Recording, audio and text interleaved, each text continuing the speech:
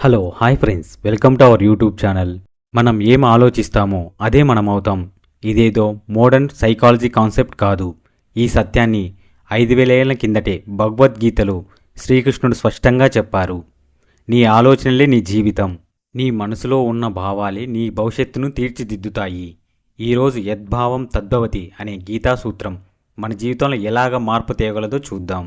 అర్జునుడు వార్లో కన్ఫ్యూజన్లో ఉన్న మూమెంటంలో కృష్ణుడు తన థింకింగ్ని ఏ విధంగా చేంజ్ చేశాడు అనే విధానాన్ని మనం ఇప్పుడు తెలుసుకుందాం. మహాభారతంలో కురుక్షేత్ర యుద్ధం మొదలయ్యే ముందు అర్జునుడు తన రథం మీద నిలబడి ఎదుట తన కుటుంబ సభ్యులను, గురువులను, స్నేహితులను ఉన్నారని చూసి మనసు విరిగిపోయింది. ఇలాంటి యుద్ధం ఎందుకు కృష్ణ అంటూ ఓడించడం కన్నా నేను ఓడిపోవడమే మంచిదని అనుకున్నాడు.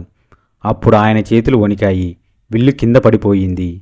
ఆ సమయంలో శ్రీకృష్ణుడు అతని పక్కన రథసారథిగా నిలబడి ఒక మహత్తరమైన సత్యాన్ని ఈ విధంగా చెప్పారు. కృష్ణుడు అర్జునుడితో ఈ విధంగా అన్నాడు, అర్జున, నువ్వు ఏమనుకుంటున్నావో, నీ భావాలు ఎలా ఉంటాయో నీ చర్యలు కూడా అలాగే మారుతాయి.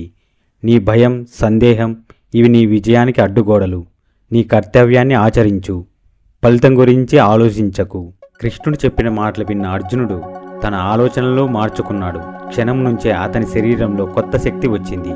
ఆత్మవిశ్వాసం తిరిగి వచ్చింది. ఆలోచనల్లో మార్పు అతని యుద్ధంలో విజయం తేవడానికి మొదటి అడుగుగా అయ్యింది.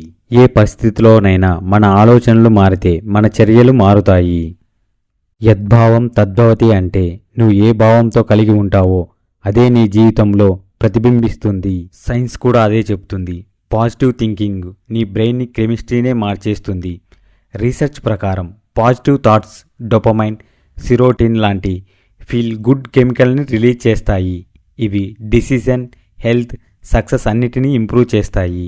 నీ లైఫ్ మార్చాలంటే నీ ఆలోచన మొదట మారాలి.